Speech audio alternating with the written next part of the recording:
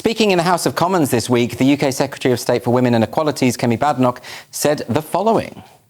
We are seeing, I would say, almost an epidemic of young gay children being told that they are trans and being put on a medical pathway for irreversible decisions, and they are regretting it. That is what I'm doing for young LGBT children. I am making sure that young people do not find themselves sterilized because they are being exploited by people who do not understand what these issues are. Strong words from Kavanagh, but joining me now to discuss it is Dennis Kavanagh, Director of the Gay Men's Network. Hi, and welcome to the show.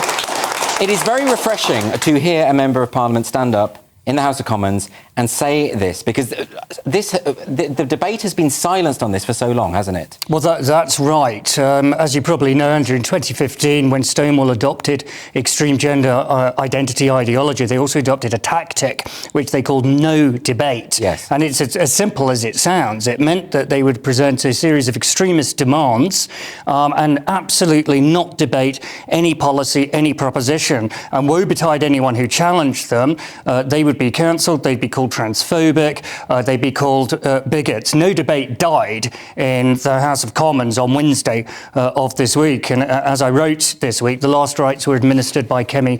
And thank goodness that it is gone, because behind no debate, the very constituency Stonewall was set up to serve and represent, gay people were being hurt by this. You and I have spoken before. We know that 80 to 90% of children, and remind people this is children we're talking about, at the Tavistock were same-sex attracted. 35% autistic, 70% presenting with 5 or so comorbidities. Deeply vulnerable people. The sort of people who were facing irreversible medical changes. And what are the gay rights charities doing? They're saying there should be no discussion about this. So that's really interesting, because, you know, you saw in that clip the MP Chris Bryant on the other side of the House effectively sneering at what she's... Now, he's a gay man, and he's sort of saying that he believes that he's standing up for gay people. Stonewall would say that they are standing up for gay people. So what would you say to that? How is it that they are, in fact, damaging gay people? Well, it's just ludicrous, because if you look at that exchange in Parliament, what happened was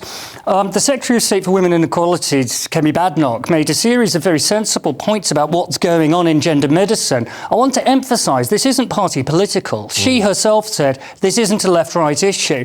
She had exchanges with the heroic Neil Hanvey MP from the Alba Party and the brilliant Joanna Cherry KC MP from the Scottish National Party. I'm sure I've seen her have similar exchanges with Rosie Duffield from the Labour Party, and there are adult exchanges about paediatric medicine. Yes. Now, Sir Chris Bryant, sadly, stood up in the chamber about this serious area and simply said, which I found rather odd, simply said, well, what the Secretary of State said has made me feel less safe.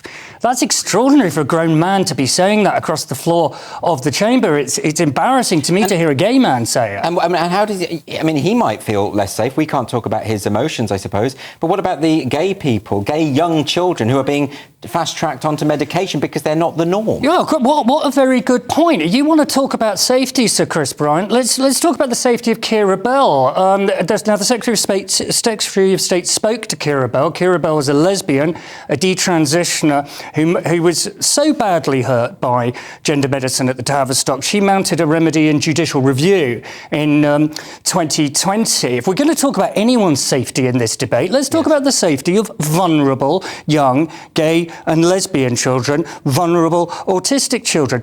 Let's be honest what's going on here. This I feel unsafe is just a continuation of no debate. It's just a different way of saying, shut up, you should feel bad because you've made me, a gay man, upset. That is not an adult way to have a debate, and it's particularly inappropriate when we're talking about paediatric medicine. We're talking about the health of young gay people, young lesbians, and young people on the autistic spectrum.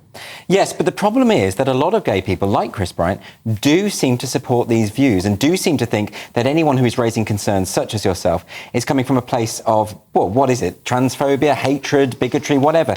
Why is it the case that so many within, well, shall I say it, our community seem to support incredibly anti-gay movements? What's going on there?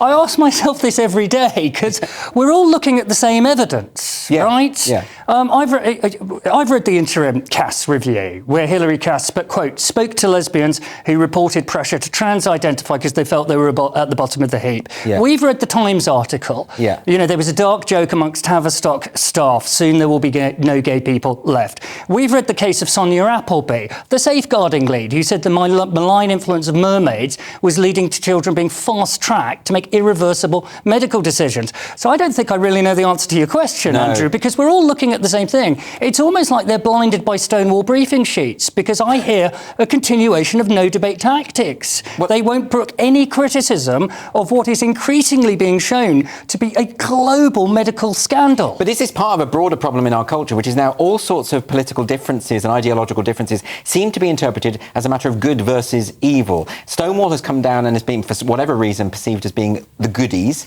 and so everyone who opposes them is perceived as being the baddies. It's very simplistic, like a Disney view of the world where there are heroes and villains. Yeah. But actually, of course, if you're going to talk about goodies and baddies, I would say the people who don't want to medicalise gay kids are probably on the good side. Well, I would be with you on that. I think that's probably the right approach. Are Stonewall dining out on their old reputation? Because they did do a lot of good for gay rights. Yeah, absolutely. But I mean, they're in free fall in terms of being taken seriously. The reality is that Stonewall achieved gay marriage primarily through discussion, primarily through having a debate. Yes. That all changed in 2015 with the adoption of extreme gender ideology and no debate. This is a different beast to what it was. Yes, so what can we do about this? How can we raise awareness of it? Because a lot of people just don't believe it's happening. A lot of people haven't read the Cass review. A lot of people don't understand the implications on gay people, and they don't understand that when you promote gender identity ideology in this way, that we are actually taking gay rights backwards. They think it's a nonsense because they are so used to hearing about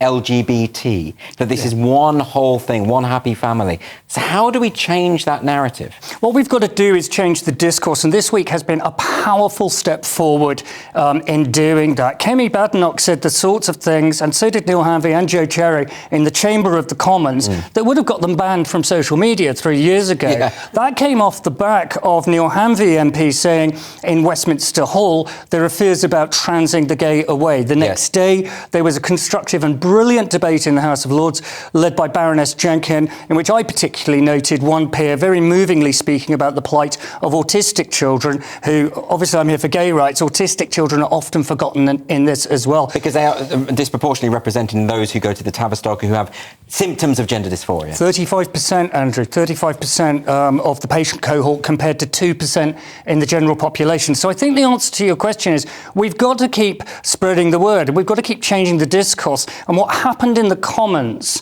Kemi Badenoch in particular saying the unsayable, but people across the House doing that. Yes. That changes the discourse. That gives people the power to speak about this and the strength to speak about it. And we should speak about this. These are deeply, deeply, deeply vulnerable children.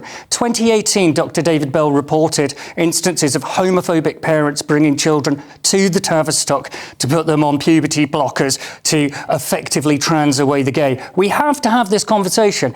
Puberty is a human right, and it is a gay right to grow up free from surgery. And in 2023, being gay shouldn't be a medical problem. Excellent. Thank you so much for joining me, Dennis Kavanagh.